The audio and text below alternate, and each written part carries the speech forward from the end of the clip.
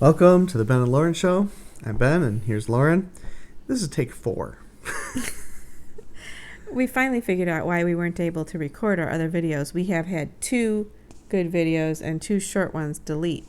It turns out that we had something filling up our iPad's memory. So we deleted them, and now we're recording again. We think we're going to have to do a very short overview, though, because we are getting pretty tired. Yeah. So item number 1, there is no new baby this week. We have a new baby, just not born yet. New baby is not on the outside, as you can see. Here's baby on the inside. We were really expecting the Ben, Lauren, and new baby show tonight, but We expected every single night that we were going to have a new baby. So we got lots of things ready. That is what we spent our whole week doing, which meant for a very boring week, but a very productive week. So we put the sukkah away, we put the tent away, cleaned up the yard, we got the inflatable pool all set to go. It's the first time I've ever filled it. We've got the crib all assembled, ready to go. Got the hose all ready to fill up the pool. And we got the little baby crib, the little baby, never remember the name of it. It's like a little baby boat for the baby. Yeah, instead of a co-sleeper this time, we actually got something that we can put the baby between us in bed for that couple weeks that it becomes really helpful for that to be the case. And so we're ready to go. We're just waiting. And I had told the story, and I'll tell a brief overview, but the next 3 days in my family were pretty significant. Tomorrow, my 3-month-old sister Elena died right before my 5th birthday, which is a big deal to my mom that she didn't die on my birthday, and she died 10 minutes to midnight. And then my birthday was the next day, which I shared with my Nana, which was another family story. Apparently my Nana said she shared everything in her life, but she wouldn't share her birthday. And God has a sense of humor. So then the next year after my sister Elena died, my mom went into labor on that day again with what was my first brother. My parents had 3 girls and a boy like us first. And he was, Mom asked, please that he not be born on the day Elena died. So God delayed her labor, and he was born on the 29th. This means that it's going to be a girl if we keep that pattern up. No, my mom lost the next 2 babies after Aaron. And they were boys? We don't know. We don't know. No. So far, we've kept the babies my parents lost. We lost one they didn't and kept one they didn't. Lost one they didn't, kept one that they did lose. So, whatever the case, as this week got later and later, my mom and I started speculating, are we going to hit one of those 3 days? Because every year we tell this story about the timing of these birthdays. Now, what's really strange is that our first baby was born on my birthday. And what would the odds be that our 5th baby would be born on her birthday? I think that's like an off-the-charts odd. But we're officially 12 days late, so we're 13 days late tomorrow. We've never gone this late before. We're just like, well, we know I'm not going to be pregnant forever. Baby's got to come out eventually. Baby's got to come out soon enough. Sometime in the next week, most likely. Going over 3 weeks late is pretty unusual for people. So this might be, who knows, maybe this will be the last Ben and Lauren this will show. be the last Ben and Lauren show. Well, it'll be last Ben and Lauren show, just Ben and Lauren. It'll be Ben, Lauren, and baby. Probably for a short time we've got to do Ben, Lauren, and new baby show, or else new baby's going to cause interruptions. So what else did we do this week? You had an incident with a windshield. Yes. You gonna tell the story again? I've told the story 4 times, so this was be number 5. Basically, I was putting together the fence and needed one more piece of equipment, or one more piece to the fence, and that's a 4x4 by 10 foot pole. And I didn't know if it was going to fit in our Toyota Highlander, so we got there, got the pole, put it in there, and it just barely fit. So I put it in. I had to put the top of it up on the dashboard, and kind of put it down the center of the vehicle. And I closed the tailgate real tightly to make sure it wouldn't come out. I come out, I sit down in the driver's seat, and the pole was right against the windshield and had shattered it. It was all spider webbed. I mean, it wasn't shattered like broken, but there was a big giant spider web right there. Oh, it was one of those forehead slapping moments. Susanna was with me, and she was quite alarmed. She's never seen a windshield break before. Well, you'd never seen a windshield break like that before. No. So that was a big highlight of this week, is that we got a new windshield. And we had somebody come in to look at our heating element in our stove, which is kind of exciting. It's been broken for over a month now, and that would be nice to have that back. We're gonna have an oven again. Yes. We finally got the dishwasher fixed. Now we're gonna have an oven. Have an oven again. And your comment was, it really is kind of like a homestead around here. It's a good day when something doesn't break. Things break, and it's frustrating. Things are always breaking, and you just get one thing taken care of, and something else breaks. I wish it wasn't like that, but it is. It's part of taking care of things. What else? We spent the whole week packing up from Sukkot. Yep. We also celebrated 8th Day with some friends. They had a really beautiful sukkah set up there, and that thing looked like it wasn't going anywhere. that was a solid sukkah. They had it built with 4x4 posts. They had it built like a pergola, but it was a removable pergola. They said it was 6x6 posts. They were hefty. They were serious. It was sitting out on their deck, and it looked like it was permanent. But, probably semi-permanent. Well, yeah, it's probably a lot to take that thing apart. So we actually don't get out and visit too often. It was a fun evening. I enjoyed it. It was a nice evening. It was pleasant. We had good food, good company. Yep. Girls, children had a good time. And I got my Bible back. Yeah, we'd actually accidentally left his Bible there quite a while ago. I mean, there's plenty of Bibles I'm still reading, but the one I typically read, I left there and got it back. And we stayed home from Bible study today. Yeah, we needed the rest. Because we kept staying up way too late all week, scrambling around trying to get things done that we thought might need to get done before the baby was born. Like, Ben and I kept cleaning the house every night. We probably didn't need to do that. Well, we have a much cleaner house than we would otherwise. I think what happened was during the week of Sukkot, we were sort of keeping up both the tent area and the house, but because we had kids going back and forth between them, when we came back in, the house just felt chaotic. There was just all kinds of stuff not where it was supposed to be. Yeah, every night we've cleaned the house. Plus we had... You could probably use a tidy up. Plus we had all the stuff that had been out in the tent that really needed to be washed and cleaned and put away. And like when we took up all the tarps, there were slugs all over the bottom. We had a slug infestation. Now doing the Ben and Lauren show Saturday night, we always list all the things we're going to do on Sunday. And I'm like, we're going to clean the house. I'm going to pot the plant. I'm going to take down the garden. I'm going to finish the fence. What else? Oh, and have a baby. I think that if we have a baby, the other stuff might all go on hold. But, every night this week I've thought it must be this night. And labor for me typically starts every single time. It's been between 2 and 3 in the morning. So when I wake up in the morning and nothing's going on, it's like, well, another day. Wonder what I should do with this day. But the midwife came over this week and she said, you're doing too much and you're not eating properly and your blood pressure's way up. I'm like, well, what's way up? And she goes, it's 150 over 70, which may not sound high to some people, but typically my blood pressure is down like around 110 over 60. And the most it's ever been when I was pregnant was 120 over 70. So she says, you're doing too much. Stop. So I'm like, there's just so much to get done. And that's why tomorrow I'll be outside and you can be inside. I guess so. You might be having a baby tomorrow. If that's the case, I'm not going to be outside in the garden.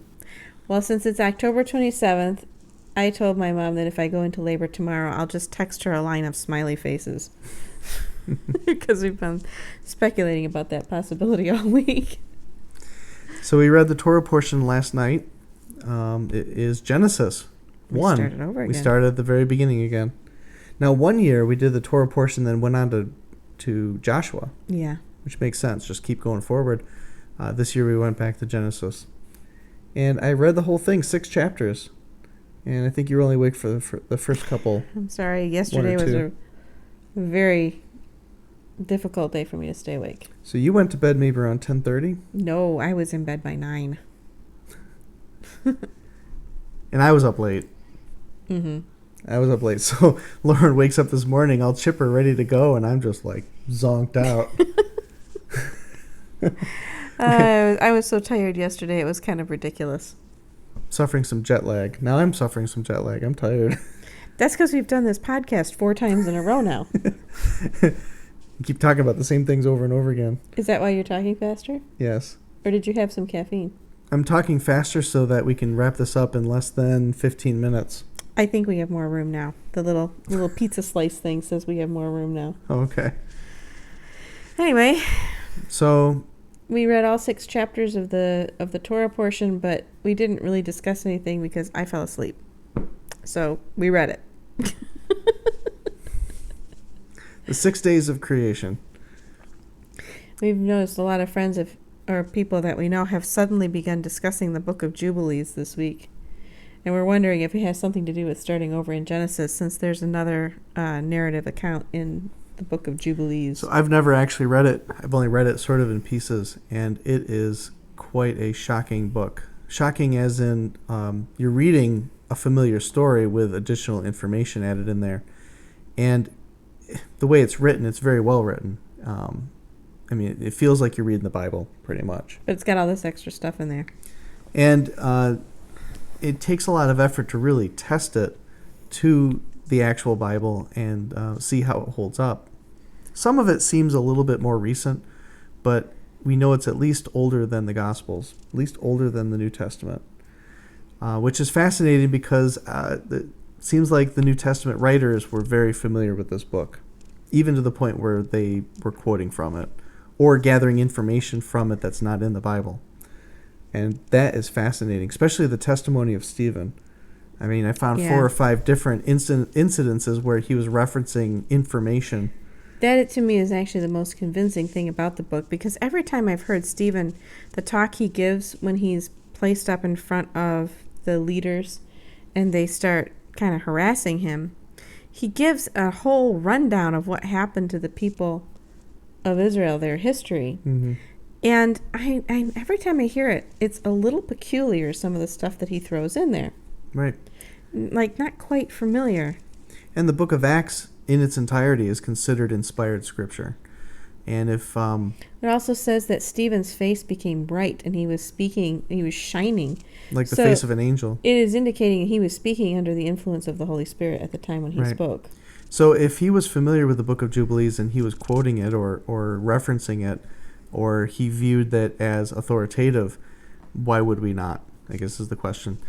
But we're still testing it. There's stuff in there that we're unfamiliar with and things that look like they might be contrary or adding to the Torah, or these are things we test it. We test to see if it is good, if it's edifying.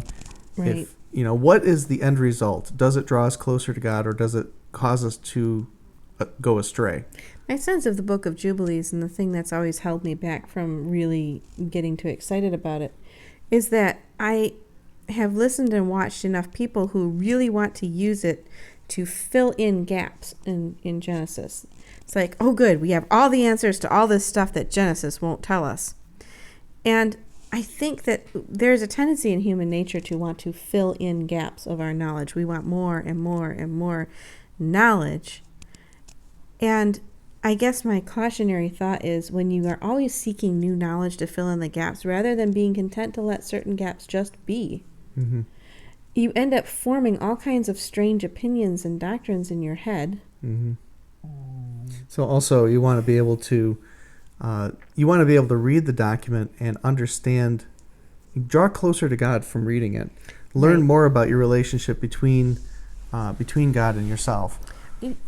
Any book of the Bible is valuable because you want to be able to understand your Creator better and His creation better, and the spiritual things that are going on around us that we might otherwise overlook or not be familiar with. So to me, when you read the Bible, those are 3 things that you need to be able to do. You want to be able to understand the kingdom of heaven better, mm-hmm. and understand the God that you worship better, and understand the things around you that are potential dangers better. Well, the book of Jubilees is interesting because it's all from the perspective of angels. And the Torah does not talk a lot about angels, but the New Testament does. New Testament talks a lot more. Even says that the Torah from Mount Sinai was delivered from the hand of the angels 3 times in the New Testament. It does indicate that. So where does that idea come from? Because we read the Torah and it just looks like God speaking directly to Moses. But in Jubilees, it explains very clearly that it's the angels that are talking to Moses. And it seems like that's what they're referencing. So we look at these famous Christians who are in the New Testament: Stephen, the Apostle Paul, James and John, both. Jude. And Jude. They were familiar with these books, and they were familiar with the concepts in these books. And even if they're not canonical, obviously they are important, or they viewed them as important. They were familiar with them. They were. And so I have to overcome some of my own natural tendency to say, it doesn't really need to be there, so it doesn't need to be paid attention to. And to remember that the way that our Bible came to be made is, well, the canon presently is pretty recent. Mm-hmm. There's been a lot of other writings. There's been a lot of other very prophetic things that have been talked about, and there's things referenced in the Bible that we don't have anymore. So there's a lot of stuff floating out there that could or could not be valuable for the goals that I listed, for knowing our Creator better, for understanding His creation better, and things that are inspired by Him. It just I naturally draw back from the we also have intense search for knowledge, extra knowledge. Gotta have more. Well, I'm okay with gaps. Yes. I'm okay with gaps. I would rather have a gap than to have it artificially filled. But if there's more valid or authentic information to add, then I would certainly want to add that. And I don't want to just overlook things because, well, that can't be true because it's not in the Bible today. Well, okay, the Bible today is a piece of a very ancient work. We also have a strong familiarity with the Bible, and we're certainly a reverence for it. And we certainly don't know everything from it. There's a long ways to go still, even in there. And part of me feels like we barely scratched the surface on what we have. Why would we start adding new stuff when we haven't even digested the old stuff? Right. Well, every year we go through the Torah and we discover something new. And that's just 5 books. You're right. And that's just 5 books that we go over again and again. And it's like, until you have so absorbed the foundations that you're seeking more. What's fascinating about Jubilees is that it's going over that same foundation again. And it's describing it from a different perspective. And giving additional information that is, wow, I did not realize that. Well, some of it, though, does not really make sense. Well, we've been testing some of it. Either Genesis is true or Jubilees is true, but they can't both be true. Right. And if there is a conflict or a contrast between the two, then Genesis is the... I would think Genesis would be the winner. Right. So I ended up today going through the book of Jubilees quite a bit till the point where my head was kind of spinning. Well, and even I was thinking about it because every time I turned around, somebody else was posting about how they were talking about the book of Jubilees. I'm just not sure why it suddenly became such a thing. I don't know. But it has. Well, we're not following trends or whatever, but when people are talking about things, we want to join them. Well, what are we talking about here? Yeah, we want to join them and go on that journey with them. So we're reading the new book. For what it was worth. But I think that it's a cautionary tale that we need to be comfortable with gaps. We should be careful of seeking out secret knowledge because that's caught people in the past in bad ways. Because when you seek out secret knowledge, you can start forming some very strange doctrine that will actually lead you away from the foundation that you're supposed to be setting. Yeah. Well, you don't want to become a Gnostic. I've said in other Ben and Lauren shows that there's one topic that I get really, I guess, uncomfortable with, and that's the calendar. Because there's so many different calendars out there, and it's unnerving to me to think that we might be on the wrong calendar. I know that doesn't bother Lauren so much, but that's just my thing. And the Book of Jubilees does talk about calendars, and if we decide that the Book of Jubilees is authentic, then all of a sudden, boom, there's this calendar right in front of us. And that's another thing altogether, Is baby jumping? Yeah. So on that wonderful note, I think we're going to say good night, Lauren. Good night, Lauren. I think this video actually did record, too. Yep. And under 20 minutes, we did it. Good night, everybody.